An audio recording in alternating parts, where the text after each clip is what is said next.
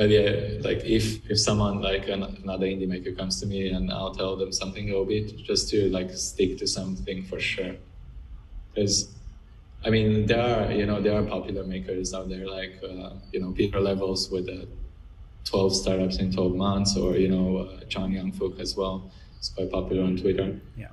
And that's a valid thing to do as well when you don't have anything to work with, right? You just try different things and then see if there's something that kind of sticks out, you could say.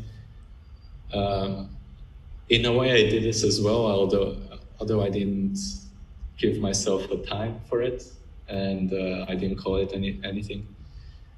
But it's good to stick to something for sure. Like it's not gonna work out. I mean, there are some cases where it works out in the beginning, like in the very first months.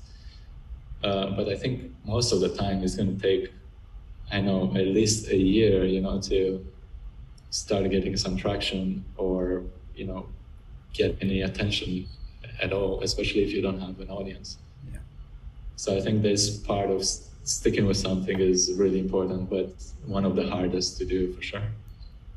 Yeah, and definitely working smarter, because you can spend all your time building features on your own, like focused on shipping things. Yeah. If you don't get out there and put the words out, then nobody's going to find about your product, or you're not gonna get users. You're not gonna get any revenue. Yeah. Actually, I remember I saw some these thought leaders on Twitter saying that build a nice product and people will just come to you. I think I've seen this at least 5 times from different people, and every time I read it, I'm like, well, yeah, can happen. I'm not saying it can't happen, but I think as a general statement, this can be very falsy.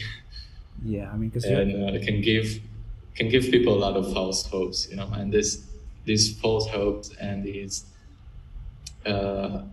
expectations, because everybody has expectations, right? You launch on Product Hunt and you launch with full of expectations, right?